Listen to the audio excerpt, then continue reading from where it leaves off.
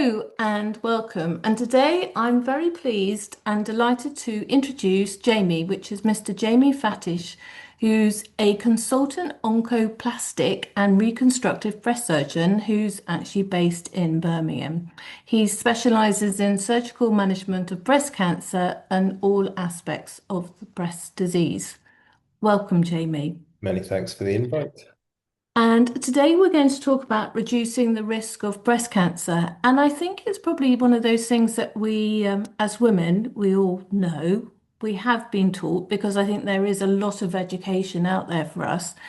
But I just think it's something that should always be in the forefront of our minds, and it doesn't hurt being reminded once again. So Jamie, let's first of all, where do you think would be good to start off lifestyle factors in how to reduce our risk of breast cancer? So I don't think anything I'm going to say is going to be revelatory. I think it's all going to make sense. And I'm sure the sorts of things that I'll advocate are things that people have heard about improving their health more generally for a variety of different things. But I think it's worth putting it into focus how much lifestyle factors influence breast cancer. I think people appreciate being overweight will affect your risk of diabetes, heart disease, these sorts of things, but it also has a very profound effect on your risk of breast cancer. So, more broadly speaking, in the UK, we generally think that approximately 1 in 3 breast cancers is preventable, Wow. meaning if we could, as a population, improve our health, improve our weight, improve our lifestyle choices, we would see approximately 30% less breast cancer. And the key things that go into that risk are, as I say, being overweight. That's probably the biggest driver in the UK. Also, smoking, although slightly less so. Alcohol consumption. Those are probably the three main ones. Mm. That is really quite, I'm surprised at how high that is. And it's so, one always says it's never too late to start a healthy lifestyle, but at what point does, it make an impact, whether it be alcohol or being overweight, sort of what age do you really need to start being really mindful? As early as possible, I'd say. So the thing about being overweight is, well, if we take a step back, often the way that I like to conceptualize this is that breast cancer at the moment, 1 in 7 women in the UK will get breast cancer. However, if you have a BMI over 30, in other words, being obese, that goes down to 1 in 5. So it's a fairly dramatic change in terms of what your chances of getting breast cancer are. Now, that becomes more problematic once you become postmenopausal because a lot of breast cancer is driven by estrogen production, and a lot of estrogen, or the entire amount of estrogen production in postmenopausal women is done in the fat cells in adipose tissue. So it's particularly problematic once you go through the menopause. But being overweight and premenopausal is still increases your risk of breast cancer. So, what age do most people present? Is there an average age at all? So we say the peak incidence is once you become 60. So most women present with breast cancer in that decade between 60 and 70. But you can develop breast cancer, unfortunately, at any age. That's why we typically screen women after 50, and the vast majority of cancers will be diagnosed over the age of 40. So I'd say 90%, 96% of all breast cancers are diagnosed over the age of 40, but typically your risk continues to go up after that with a peak incidence over the age of 60. So, that sort of leads on because you've mentioned about the menopause and HRT, and I think most of us are well aware about the myths that were generated of HRT and breast cancer and all of those things from a while about. But what's the sort of latest thinking about HRT and breast cancer? Okay, so a bit of a history. There were some studies conducted back in the 80s and 90s, which were very poorly done and scared a lot of people into giving HRT. We now know that the risk is much less than those studies highlighted. So generally, HRT is safe. My concern is that the general perception is that it's completely safe and there is no increased risk of breast cancer with HRT, and that's simply not true. HRT contains estrogen, and any amount of extra estrogen that you have in your lifetime does slightly increase your risk of breast cancer. So the combined pill contains estrogen, does very, very slightly increase your risk of developing breast cancer. Similarly, HRT, the same. So when women ask me in the clinic, what should I be aware of when it comes to HRT? I generally say, look, it's generally safe. It's not something you should be completely alarmed by, but there are some things you need to bear in mind. The main one is what sort of preparations that you have and how long you have them for. So estrogen only is safer than estrogen and progesterone, but you can only have estrogen only preparations if you've had a hysterectomy. So that excludes quite a number of women. Generally speaking, if you have estrogen and progesterone HRT, if you can have it for less than 5 years, that tends to reduce the risk of breast cancer quite considerably. If you have it for 10 years, you're almost doubling your own risk of developing breast cancer. Um, if you're on the combined HRT for over 5 years, um, often what happens is your risk persists through the rest of your life. However, if you're able to take it for 5 years or less, your risk goes back down to normal once you stop it.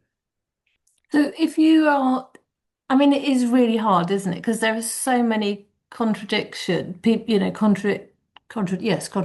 of it. So, lots of menopause specialists will say, stay on HRT now for the rest of your life. And you would obviously say, well, I suppose it depends what are the benefits? Do they outweigh the risks? Yeah, and that's the key here. All we can do as health specialists is provide you with the information, and then you have to make a decision. And it's about quality of life, not just quantity of life. So my concern is that when you're told to just stay on HRT because you're getting benefits from it, and there are many benefits from being on HRT, that's well and good, but you must also be very aware of what the other risks are.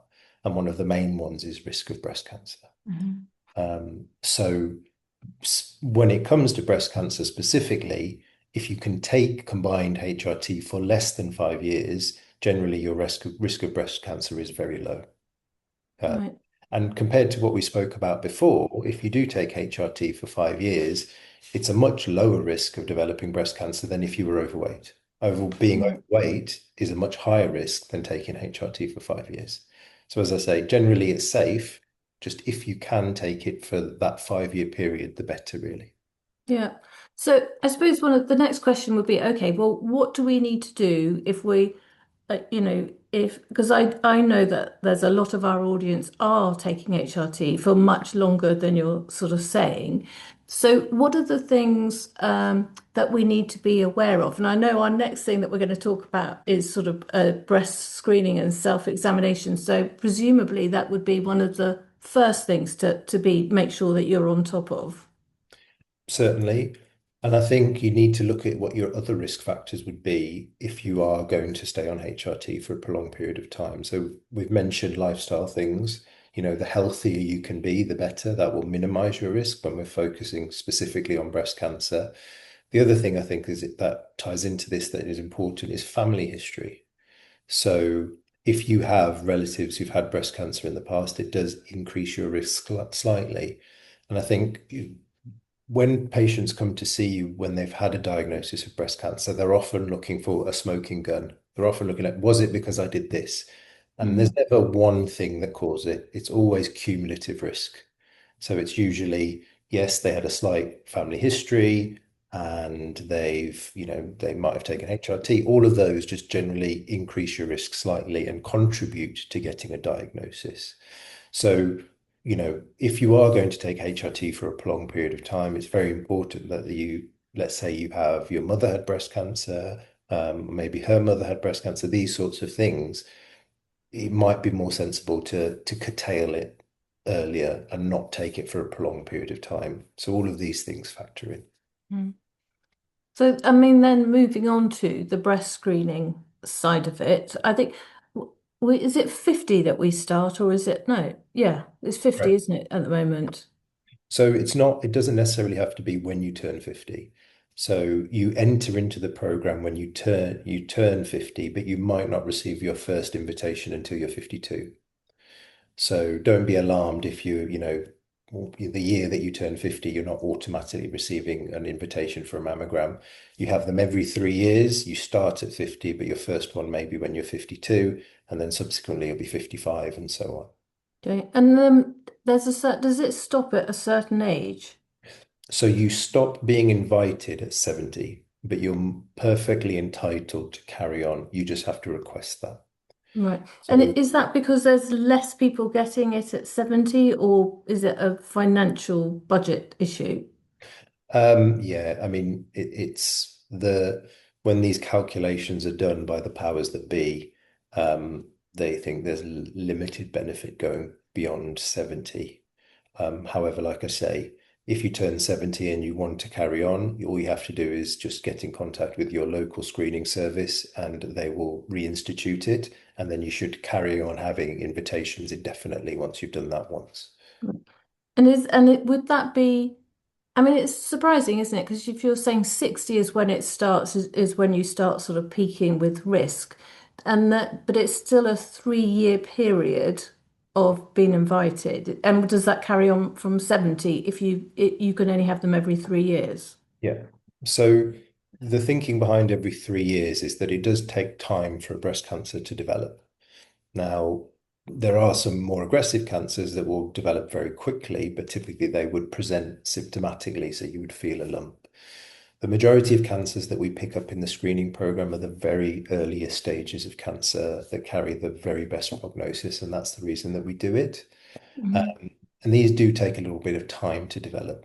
So having them in 3 yearly intervals, you will typically pick up something that's not growing very quickly, and that's a very good interval time with which to do it. Right. And then moving on to self-examination, what are your something that obviously you would advocate, and how often should one do it? Yeah, so unfortunately, I don't think it's something that women do enough of. Um, it is really important for the same reasons that I mentioned with screening. So if you examine yourself thoroughly, you'll tend to pick up a cancer when it's at the start, when it's Mm, quite small.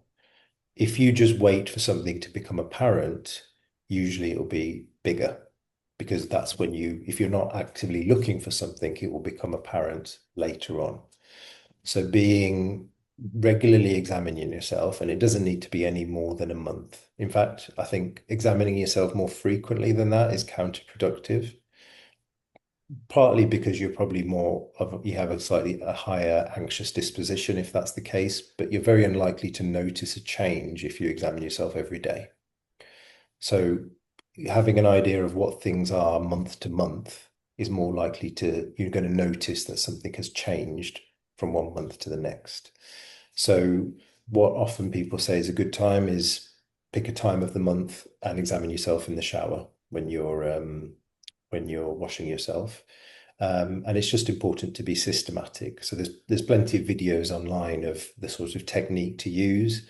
You just need to make sure that you examine yourself right up to your collarbone because breast tissue goes up that way. Also up in towards your armpit because the breast extends up towards the armpit and also right over to your sternum. Um, it shouldn't take you more than about a minute to examine each breast.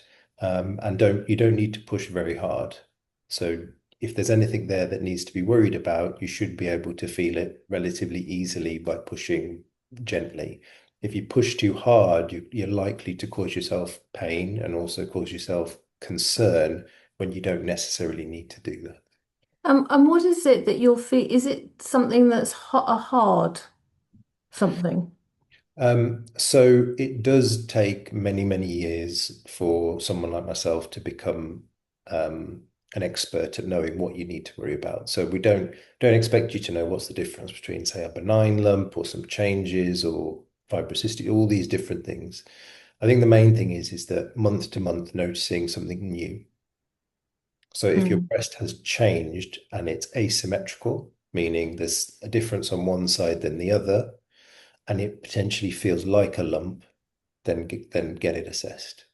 Um, and it's not just lumps that you need to be aware of. There are other symptoms that can potentially represent breast cancer. Now, one thing that is common and alarms women is breast pain. Breast pain typically is not a symptom of breast cancer. Breast pain is more a sign of benign changes. Usually, very advanced cancers cause breast pain. Otherwise, it tends to be nothing to worry about. But the symptoms that you do need to be concerned of is change to shape of your breast. Again, if it's asymmetrical from one side to the other, changes to the skin, particularly redness, changes to your nipple. So things like eczema changes to a nipple might represent some early stage breast cancer, and also nipple discharge. And when it comes to nipple discharge, again, one side compared to the other, and the more worrying discharges are clear or blood stained. However, I think any discharge that's new is worth it being investigated in a breast clinic. Mhm. Gosh, yes, there's quite a few things, there's me in my sort of ignorance, which I think, a lot, I know we should read these things, but we kind of think we know it and we've read it ages ago and then you sort of forget it. And you realize it's not just a lump, that there are other things that you need to be aware of all the time, really. Yeah, there are many symptoms, but I think the take-home message I'd like to communicate is that yes, and also what's worth saying is that apart from a lump, most of the things that I've described are probably nothing. They're probably nothing to Mm. worry about, but they need to be assessed properly and Mm. thoroughly.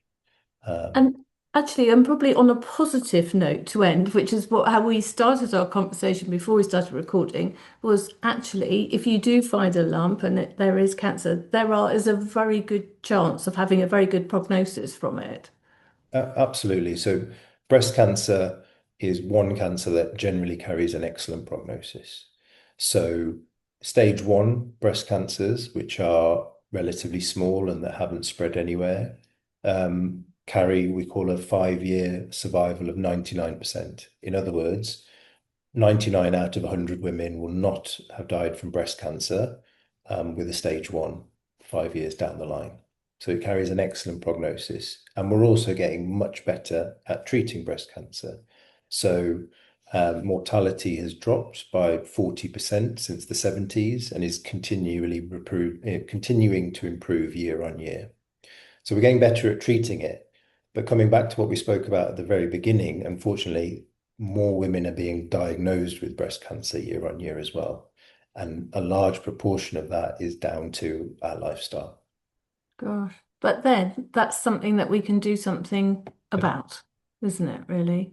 absolutely. So yes, and I think there's also all those sort of, I'm sure that it helps that if we all know that, breast cancer is not something it is something that can be sorted generally, hopefully, and having a positive disposition to it makes it a much easier pathway as well, I would thought, for treatment. Yeah, absolutely. So, if you self-examine, if you attend your screening, the chances are if you're diagnosed with a breast cancer, we'll pick it up at its very earliest stage. And therefore the treatment is tends to be fairly tolerable. So early stage breast cancers often don't need chemotherapy. We'd be talking about surgery, usually some radiotherapy and some hormone blocking tablets.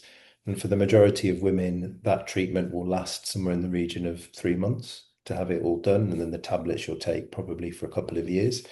But it's not a huge insult. Obviously, it carries a lot of emotional distress, but the treatment itself is usually very well tolerated. The more advanced cancers will need chemotherapy, and that is tough. Um, but most people come through breast cancer treatment well, and our survival rates are excellent. Yeah. Well, that's, it's very reassuring what you've said, but I think the most reassuring thing is that a lot of this can be prevented by us directly from lifestyle, and as you said, starting as soon as possible. Yeah, So, Jamie, thank you so much for your time. it's a pleasure. Thank you for having me. Thank you.